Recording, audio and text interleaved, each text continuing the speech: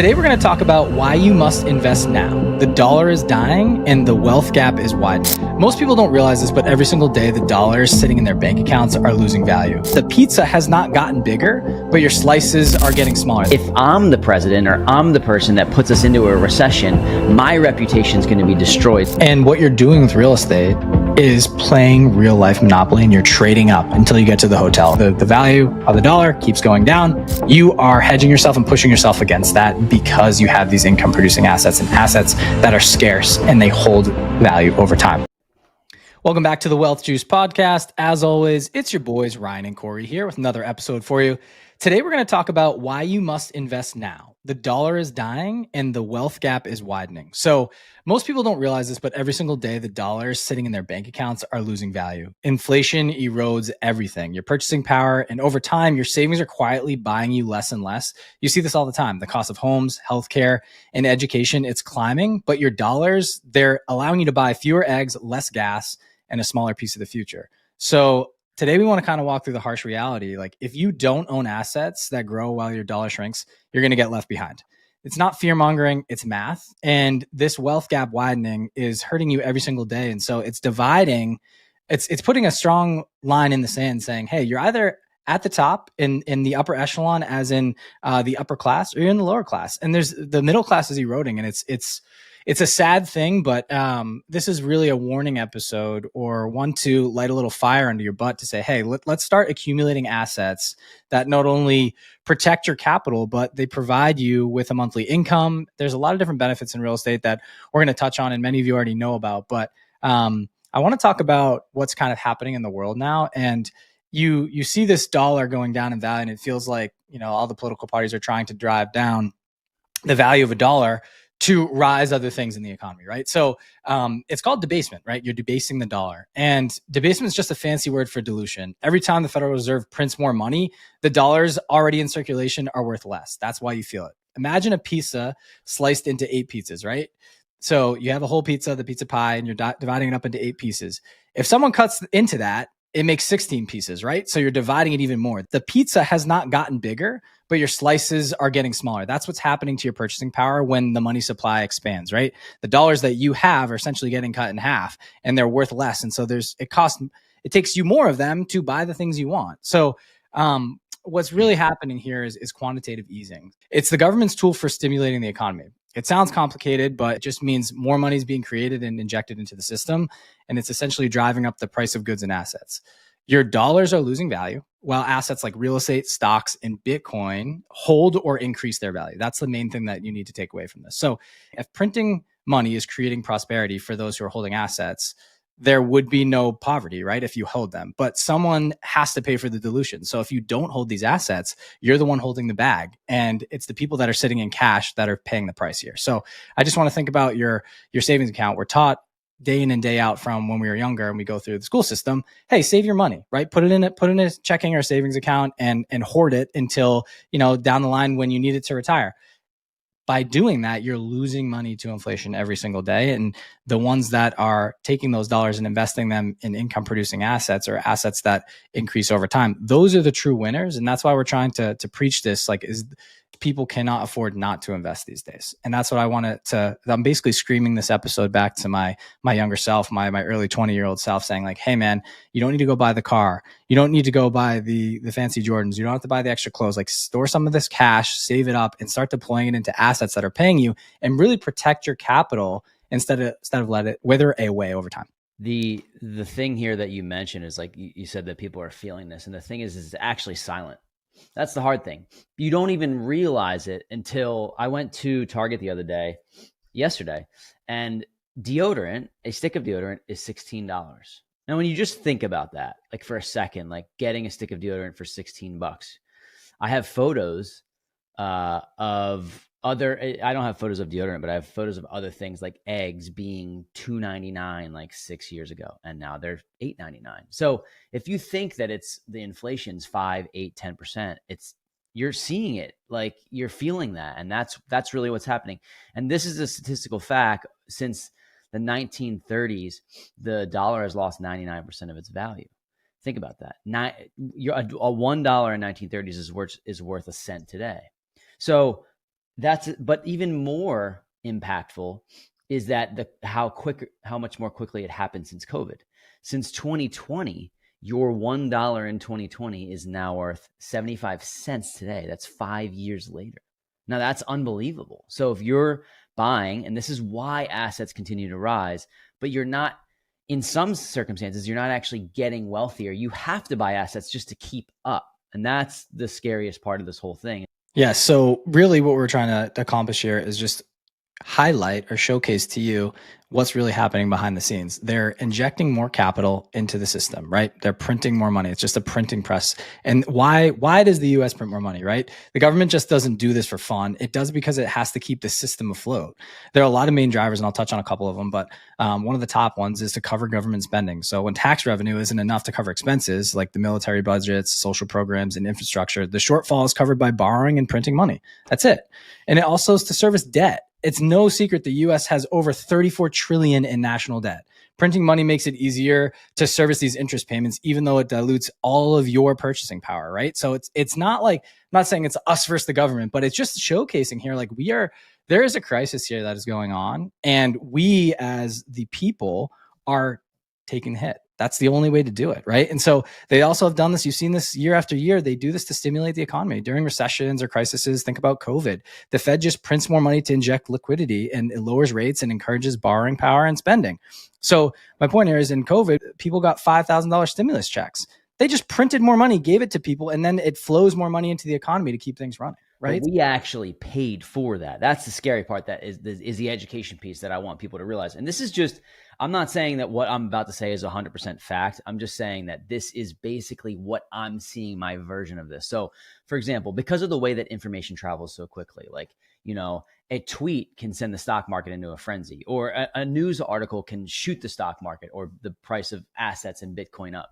The thing that I want people to realize is that our government has not let recessions happen, because they believe that printing more money will solve the problems, but it's only a dent in this debt deficit that we have. And by doing that, anyone wants to get elected. So they're saying, hey, if I'm the president or I'm the person that puts us into a recession, my reputation is going to be destroyed. So we're just going to print more money and we're going to, quote unquote, avoid a recession, but you're just pumping somebody full of meth, pumping our country full of meth, meaning like keeping us awake, keeping us alive. So that is why we're going to get into this here. And I didn't mean to cut you off, right? But I just like, that's why this is happening. It's like, you haven't seen these recessions that happen. For example, COVID 2020, I think it was April this happened. The stock market took a 30% hit. Within 3 months, it was back at all-time highs because we're printing money. Same thing happened in 2025. In April of 2025, the stock market took a 10% hit. 2 weeks later, it was 10% back up. And then 3 or 4 months later, it was literally at all-time highs again. And in normal times, or in not the time of the information age, these would be recessions that would take 6 to 8 months. But because of information, how quickly it travels, it doesn't. And printing more money has been the government's solution, they believe, to solving these problems, to making everyone feel good about it, when in reality, it's like that dark tax behind you that your money is just slowly eroding away. And that's important for people to hear.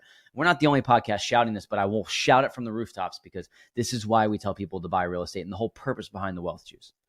100%. I think the bottom line here for us to highlight is printing money is the path of least resistance, right? But the hidden cost is your dollar being worth less tomorrow than it is today. And we are the ones feeling this. So, a couple other things I want to dive into, kind of why the wealth gap is widening now. And we've already touched like, hey, why they're printing money. We understand that, but how it's widening and how this impacts people. It's not just like the daily cost of eggs being down, right?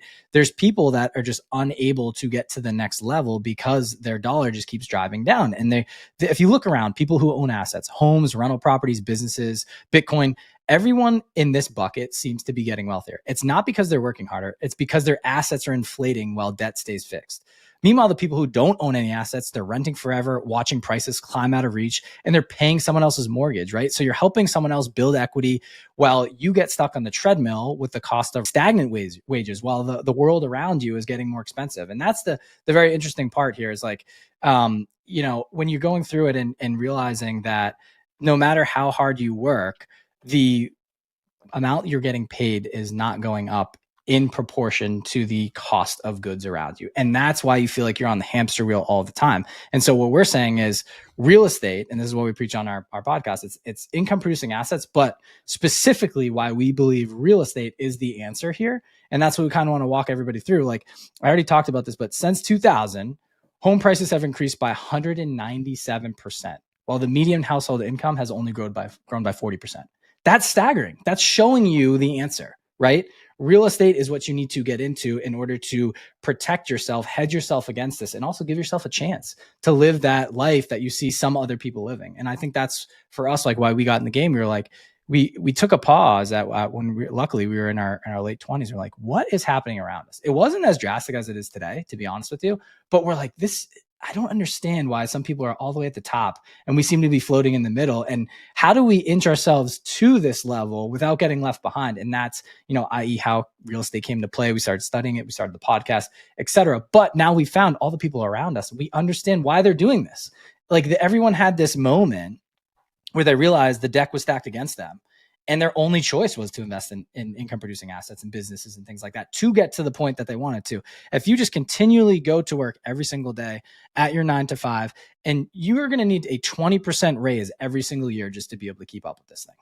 Yeah. That's wild. And that's why, Rye, we say that it's not about what you make, it's about what you keep, right? I mean, your income, you can become extremely wealthy off $100,000 salary.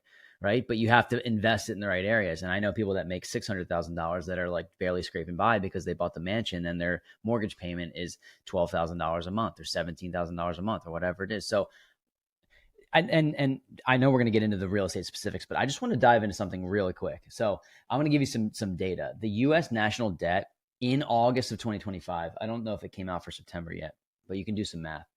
August of 2025 is $37.3 trillion. And I read a statistic the other day. I was sent to this was sent in a tweet. I think you were in the group chat, Rye, with a good friend of ours. Or maybe it was just me. I'm not 100% sure. But he said that the U.S. collected $300 billion in taxes in August of 2025. $300 billion. So you're like, okay, wow, that's a lot.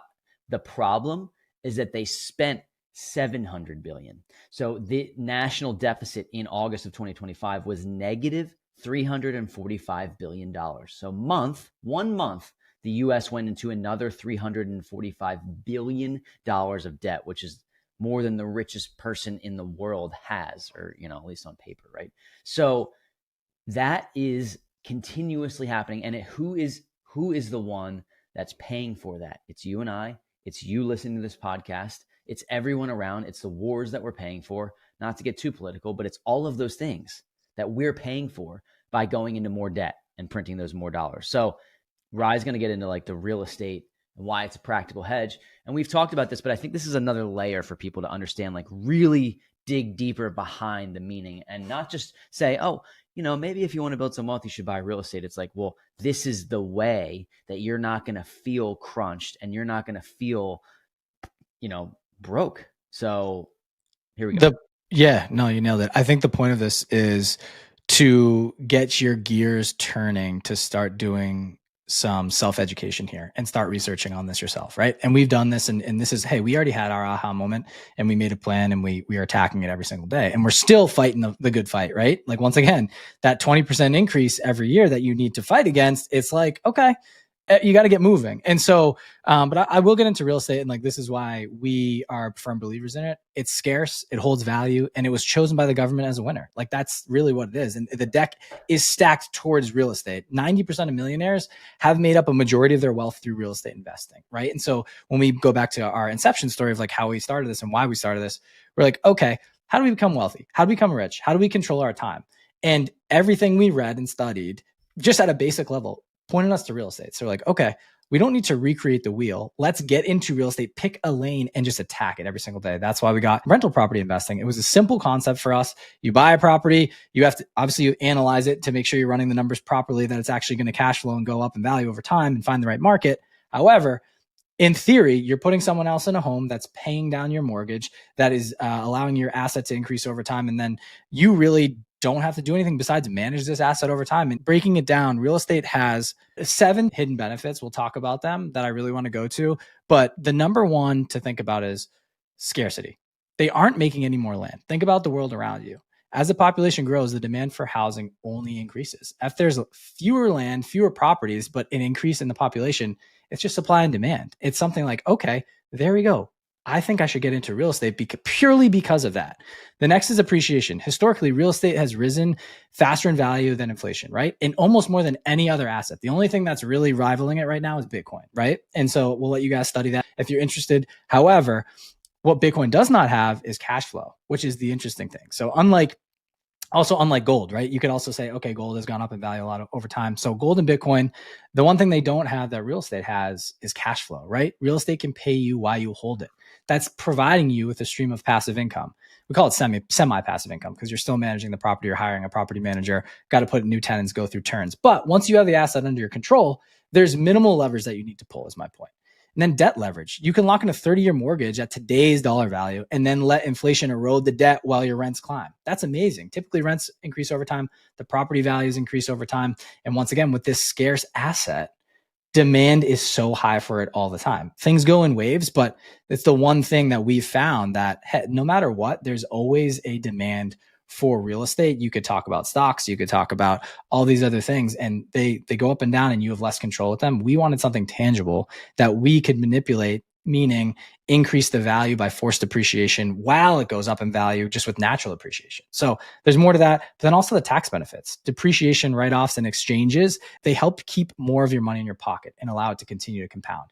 And that's another sexy benefit. So all these things, and we've talked about these in a lot of different episodes, they point to real estate. And I just want, for people that are not in the game yet, this episode is to really highlight, listen, you don't need to convince yourself any longer. Real estate is the chosen winner. And you just need to get a few properties under your belt and into your portfolio to reach the level of financial success that you want to in the future. You can continue working your W-2 job. If people love their career, great. If you're a high income earner, great. It's amazing. This is like, I got my 401k, I have my brokerage, I have my Roth IRA. What's the next logical thing? It's real estate investing. Get a couple rental properties. And it sounds daunting, but it's not. If you've never invested in real estate, you can get your first property with 3.5% down. That's nothing crazy. And then there's other ways when you buy a primary home for you and your spouse to live in, or your family to live in, however you want to play it, or maybe even just yourself.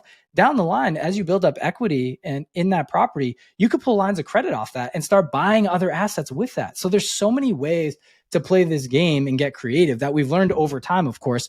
But really why we're preaching this is real estate is a way to combat this erosion of the dollar and to protect yourself. And the best part is once you have it under control, it's the money sitting in the ground and you're letting it build and build and build. And at some point, if you ever get into a bind, you could sell the property. You could draw a line of credit off the property. You could play with it, right? You become your own bank in a way. So I also want to highlight, we're going to go into this. Corey's going to share his first property. And a lot of people go in to buy real estate now and they buy it for the cash flow, right? You look for a property. You want something that has a little bit of a gap from the income to the expenses. That's the delta there, right? Is your cash flow, right? Like, hey, what is the passive income this provides me on a monthly basis? And most people, when they start in the game, they're purely thinking about just the cash flow. Oh, well, I need this thing to produce me between $200 and $500 a month to cover one of my bills. But the long game is about appreciation and equity. And really, as I mentioned, the ability to become your own bank and to get into other income producing assets over time. Corey has a prime example of his first property. I'll let him get into. Yeah. So this happened on my first property, and I'll give this because it's like the most basic example, but then I'm actually going to relay it to one of the properties that, like, I'll give you an example of like the 18 unit that we own now, that we've owned for a couple of years. But my first property, this wasn't actually my first one. My first property was a house hack. My first duplex that I bought, it cash flowed $300 a month for 3 years. And I made a reel about this the other day. So that's $10,000 over 3 years of cash flow. Now, that didn't come without headaches and tenant calls and having to fix the property, but that's $10,000 over 3 years, $300 a month. Okay. So on paper, it doesn't sound life-changing because it's not life-changing, but it got me in the game. And all I had to do in the beginning was put $30,000 to $35,000 into this property to get that. So that return's not bad. It's a decent return on your investment, but most people would look at it like $300 a month. Like, that's not worth the hassle, but here's where things change. I held the property for 3 years. I watched the area around it change. I watched COVID drive prices up. I watched a number of things, me force appreciating it, fixing bathrooms, fixing kitchens, putting new fixtures in, doing all these things. So I decided to sell the property, and I was able to sell the property for $100,000 profit 3 years after I purchased it. So what does that $10,000 in cash flow do compared to the 10x of the equity that I was able to get from that property? It's nothing. So that's why I'm saying for people to focus on cash flow for a few $100s a month, you need it. It's necessity because it allows you to hold on to these properties.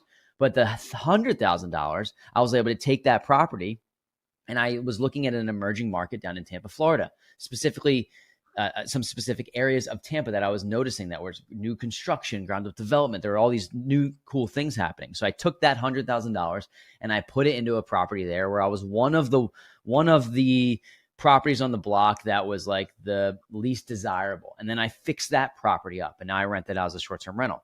So that profit from the short-term rental the cash flow went from $300 a month from my long-term rental to about $1,000 a month, depending upon the year, in cash flow.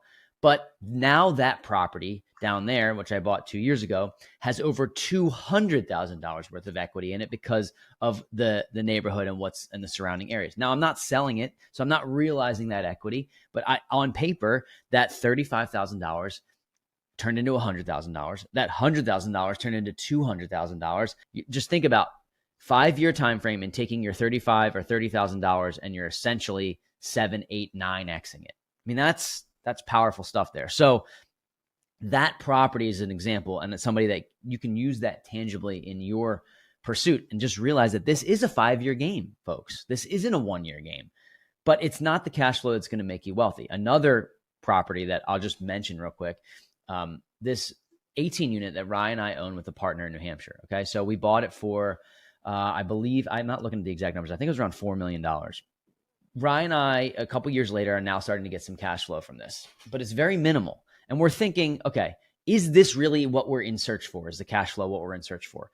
No, it's not. Because what's happening is we've fixed up 14 of the 18 units. We got brand new tenants in there. We've put on new lighting fixtures. We've created a new landscape plan. We've done all of these things that have increased the value of the property. And now we're in the process of going through what is a refinance process. I don't believe we're going to sell it because we're going to be able to pull money out of it. But that is now going to bring us hundreds of thousands of dollars of equity versus the minimal amount of cash flow that we're getting. And again, this is a 2 to 3 year plan. And our plan is to hold on to that property. So the whole game here is just thinking about turning your investment, your $50,000, your $30,000 investment, and multiplying that through the projects. Don't think about cash flow, think about the equity. And it is a long-term game. So don't quit your job. Don't think you're going to go sit on the beach. But if you do this game, if you play this game for 5+ years, it's really hard to lose. Real estate's extremely forgiving. We've found that time and time again, but I want to talk about this. Like, everyone's played this or has heard of it. I shouldn't say everyone, but most families, you've played Monopoly. And what you're doing with real estate is playing real life Monopoly, and you're trading up until you get to the hotel, right? And that's like kind of you're working your way around the board, and you see the people that hold the assets are the ones who are ended up winning the game at the end of the day. And so you mentioned, we didn't go into all of our different types of deals, but to get into that 18 unit, we've traded up from other properties to have capital to get into that game too, right? And so, we started small and we just laddered up, right? And you just do the stack assets over time, and it seems daunting, but you get there a lot faster if you just have to start. And that's my point. A lot of people, they hear episodes like this, they get inspired and they're like, this sounds great. And then they never do anything. So it's taking what you learned, go study a little bit more, and then get in the game, analyze deals, and start making offers. The only way to do it is actually to go through it and get your training wheels on and go through the game in real life. And I think that's the cool part about getting into these bigger type deals now. It's like, we're not looking for the single families all the time now. That's the way to pad your portfolio. But now we're playing into the bigger games because we realize it's not all about the cash flow. It's about the appreciation and the loan pay down. And it's just an amazing game. It really is. And it's a way, all that being said, it's protecting our capital and hedging us the entire time. And it's so fun to have these assets. And then when they refi or we sell them, then you get a lump sum of capital back to you. And then you can decide how you want to deploy that again. Do I want to put that into some alternative assets? Do I want to dump some more into the stock market? Do I want to keep some cash for reserves for me? Do I want to go buy the new primary home? Do I want to buy a nice car? Do I want to send my kid to private school? Whatever you want to do. Do I want to go sit in an island all day? Most people that, that sounds sexy, but you'll get there for a week and you'll be like, okay, I need to get back in the game. So I want people to get into this mindset, like shift yourself from consumer to investor, right? Consumers, you're constantly thinking about how much extra spending money you need at the end of the month to be able to just buy the things, the tangible material things, whether it's car, clothes, things that you don't actually need to keep up with the Joneses to look flashy to have, right? So investors are switching their mindset. And this is for us, this is a real frame for us. We read the book Rich Dad, Poor Dad, which we've talked about a lot of times, but it frames you to say, okay, when the money comes in, instead of pushing money into these things that are losing value or they're not going to do anything for you, how can you pump them into an income producing asset? You're buying yourself more income, right? And then all the other benefits that flow with it. So investors think about how they can use one property as a stepping stone to the next, compounding not only the cash flow, but the equity and increasing your purchasing power and your earning power every month. And that is super important. So I want to just reiterate and go into the 7 benefits of real estate investing, or that real estate can provide you, because it's something to not gloss over. And if you want a pen, paper, put in your notes on your phone, if you're listening in the car, these are what we look at when we're saying, okay, let's compare real estate to another opportunity that someone brings us to invest in. Is it going to be better than this, right? Numbers come into play here, but we think about this all the time. The first benefit is cash flow. This is what everybody thinks about. It's rental income that grows with inflation, right? This is what comes into your pocket after the tenants pay down your loan and all the expenses are paid. That's the delta between income and expenses. This is your cash flow. Let's just say, for example, the monthly income on a property is $1,000. The expenses are $800. You have $200 in cash flow per month. Basic example, just using round numbers. Appreciation, the property value that rises over time. By having your money in the ground and having someone and holding this asset in your portfolio, typically real estate at the minimum increases 5% a year, right? It's just the asset value over time. If you hold it for a longer period of time, you are going to have an asset that is worth more than the day you bought it, more often than not. The next is loan pay down. Tenants are building your equity for you. You are not paying your mortgage. Your tenants are paying your mortgage. That is increasing your equity in the property every single day. Tax benefits. We talked about this. Depreciation, 1031 exchanges, and cost segregations. I don't think Corey mentioned this, but with our 18 unit property, one of the coolest things was we did a cost segregation study on the property. We saved $60,000 in taxes that year, roughly each, like $30,000 each, and we were get to offset that from our active income. That's amazing at the end of the day. The next is inflation hedge. I've already talked about this. This was like kind of the premise of the whole episode, but your fixed debt shrinks as dollars devalue, right? So the value of the dollar keeps going down. You are hedging yourself and pushing yourself against that because you have these income producing assets and assets that are scarce and they hold value over time, right? Leverage. You control a large asset with small down payments. We talked about this. You only need, if it's your first time ever buying a home or a property, 3.5% down is pretty sexy. Now that's the house hacking, and we can kind of get all into the specific strategy you would do with that. But think about it, 20% down to hold an asset that is worth a lot more than that is pretty incredible. I don't know where else you can do it. And then stability, right? Physical, tangible assets with intrinsic utility. It's something that you can change and manipulate over time. You can change the color of things. You can refurbish floors. You can change the room, the layout of a property to increase its value. If you're seeing a demand in a certain market for a certain way a property is, you can manipulate yours to match that to increase its value over time. And that's a very, very incredible thing. So I know a lot of people are thinking, they're like, okay, real estate, that sounds good, sounds sexy. But what about stocks, right? I have stocks. What about stocks? Stocks have one lever. The intention is to buy low, sell high, right? Real estate has 7. That's why it creates millionaires. Yeah. And I want people to start making decisions about how they do this based on the first half of this episode. Where are we going as a world and as a nation, as a country? Like where's the line pointing? So let's stop making decisions. I heard this quote the other day. Stop making decisions out of current circumstance and start making decisions out of future vision. So stop making decisions to think, I can't do this now. I can't do this. I can't do that. It's like, okay, if I want to be the person in 4 to 5 years who's doing X, Y, and Z, I have the house, I have the car, I have the time freedom more specifically, like I have those things, then what decisions would that person make? They wouldn't think, I can't do this right now. They would think, how can I find someone to show me the way? How can I associate myself with somebody who's done it before, who's still buying now?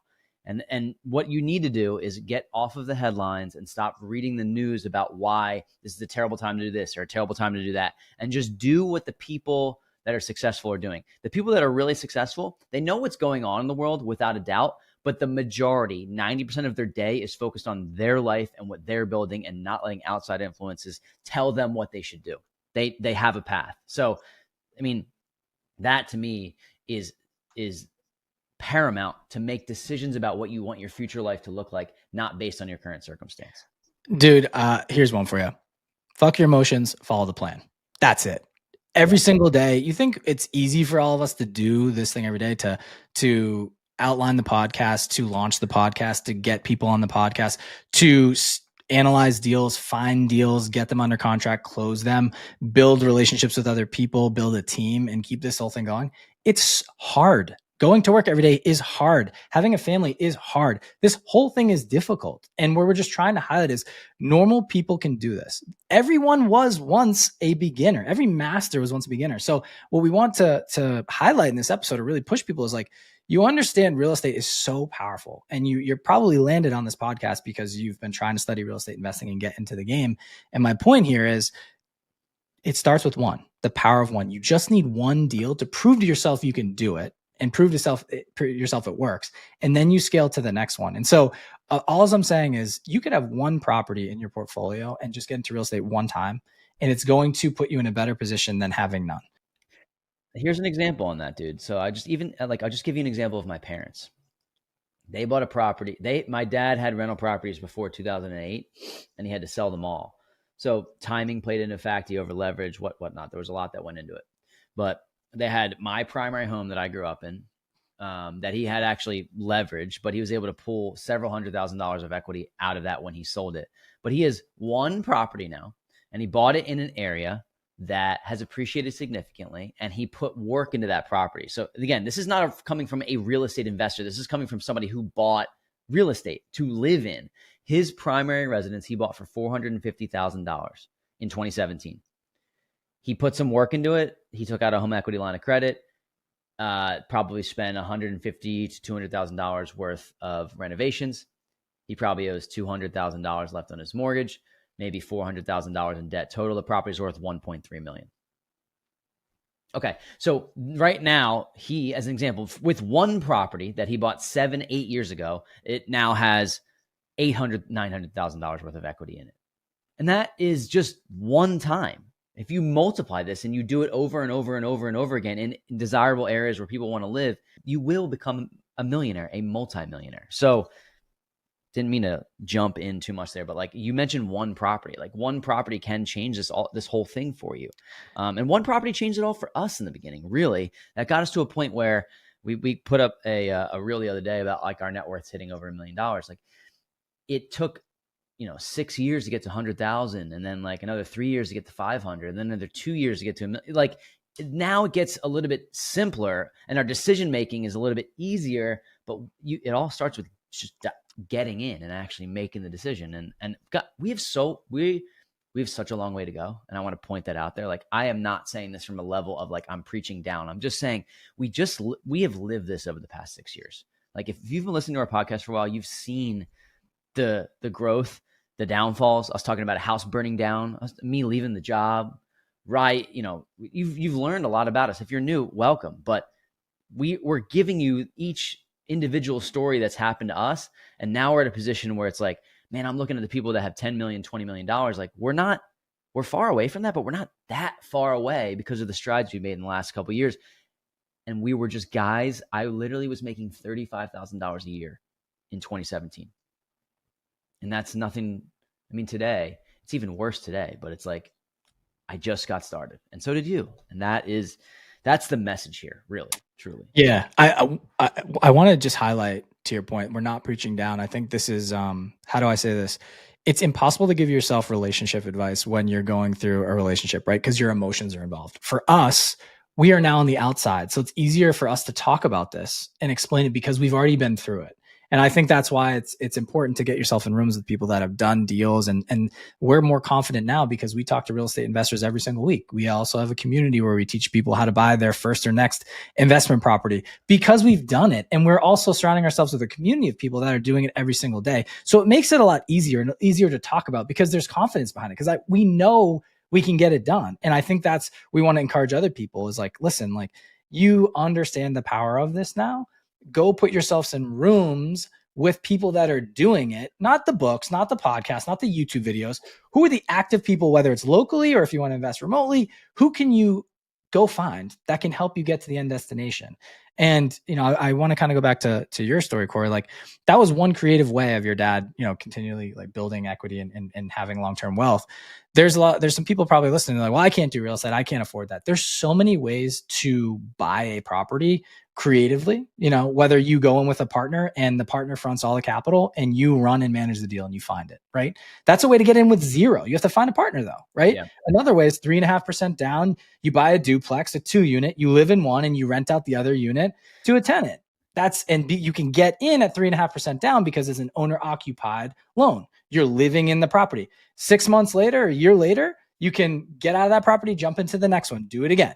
So there's ways to get in. If you have a primary home, you probably have equity in that. If you've lived in there for a while, you can take out a home equity line of credit and put a down payment on the investment property. There's ways to get into this game. It's just a mindset. Like, it's not, I can't do this. How can I figure this out is my point. There are ways, there are avenues. We've done it. And we've done all these different things for different deals. That's why I feel confident talking about it. So I'll bring it back to the beginning again. The practical warning story here is like, the saver versus the owner. Just to reinforce this one more time.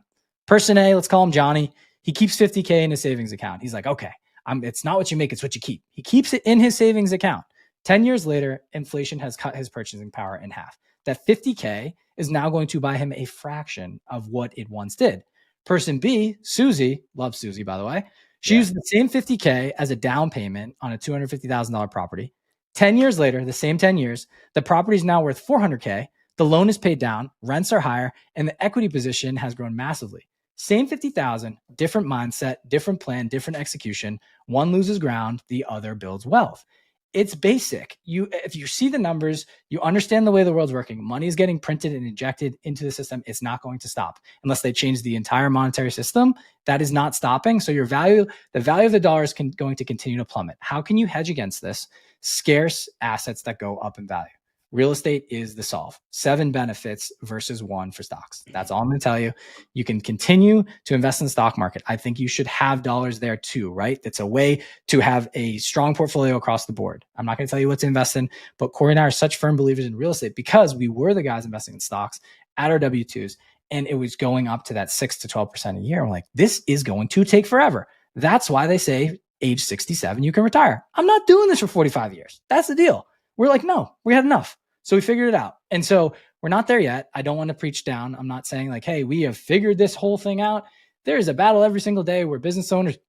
We're trying to manage everything and continually grow our wealth and do it strategically with opportunities that become available. But we also have to create our own opportunities. So by buying real estate and getting into the game, it's really like, it's not only the benefits that transform your wealth, it's who you become on this journey. And that's why I'm more excited about this in general, because we have changed so much from the beginning, because I feel like now I know how the world really works. And it's so interesting to be like, wow, we were never taught this. And I feel like 90% of the world does not understand this. And they're doing what they're told every single day. And they're just going on the hamster wheel. And it's like, there is a different way. So when you buy a property, right, you're not only just providing housing for another person and providing yourself with income, but you're running a business, a small business. And I think that's exciting for people. There's some pride in that. And so for us, what changed us, consumer to investor, right?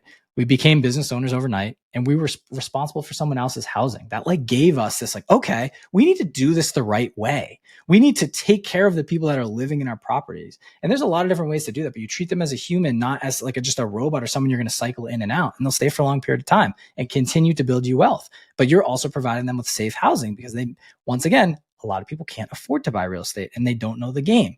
So you learn how to also manage money, tenants, contractors, partners, relationships, right? The world is about relationships and experiences. You become better at this by going through these motions.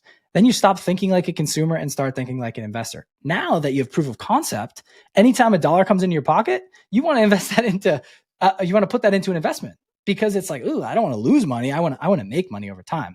And we went into a whole other episode of when to sell a cash flowing investment property. The point of this is not to say buy and hold forever. You don't have to.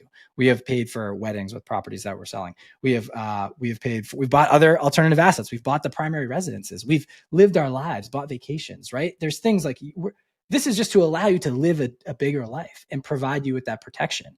And so I'll say this, like, you'll also get momentum when you go through this. And the first deal gives you that confidence in the systems to pursue the next one.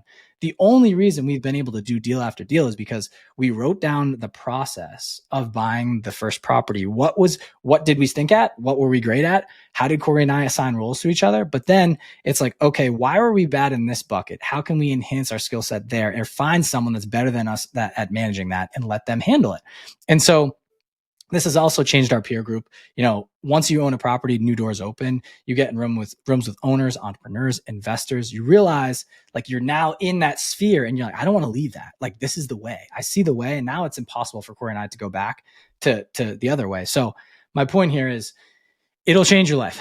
Real estate will certainly change your life. The podcast has changed ours too, because this is another strategic way that we've been able to just surround ourselves and self-educate with others that are doing it. And it gives us the motivation and the push to actually continue to do this every day, because it's not easy. And it's sometimes you have to really train yourself on discipline and consistency and say, dude, I know that you're not, it goes back to my saying, F your emotions, stick to the plan. Stick to the plan, dude. And it is hard to do every day, but if I read that quote every day, it gets me out of bed. It lights the fire. I know you have something, Corey. Go ahead. Well, I just want to end with this. If you're thinking rates are too high, I'll wait for the crash, it's too risky, I don't have the time. That's my favorite one. I don't have the time. Nobody has the fucking time. No one. People create the time. So if those are the questions that you're having, rates are too high, or those are the things you're saying, you're hearing, I'm talking to my family members who don't own real estate and they're saying, I'm waiting for the crash or rate, all these things. You're having the wrong conversations with the wrong people. And that is what I want, because I want people to hear that, because the conversations that we're having is in rooms of people who are doing 10 times as much successful things as us. And they're telling us that, guys, we're buying right now. We're not waiting. We're doubling down. So you have to think about this as like, is your ecosystem set up for you to be successful, or are you set up for you to wait things out until the condition feels perfect? And it won't ever. So that's my message to anyone who's like thinking about starting, who's in the analysis paralysis, who's stuck there. You're just make sure you're having the right conversations with the right people, and that will change everything. So that's my last message for this episode. I love it, man. A lot of people project their fears onto you. And once again, they're just getting pushed information over and over by the old way, the way they were taught growing up. And it's like, just save your money in a savings account. You'll have more money over time. And unfortunately, the system is just not built that way. You may have more money over time, but your money is worth significantly less. That's the biggest problem with the savings account. It's a melting ice cube. That's all you have to think. It looks great at the top, right? And you have the whole ice cube, but it's slowly withering away and melting. That's the best analogy I can give you. So stop sitting on cash, stop waiting for the perfect time, and start owning assets that rise while the dollar falls. Otherwise, I hate to say this, but you're going to get left behind in a game where the rules are already stacked against you. Our message for you is you must invest now. The dollar is dying and the wealth gap is widening. Which side do you want to be on? Nice way to end it, brother. Thanks for tuning in. See you in another couple days.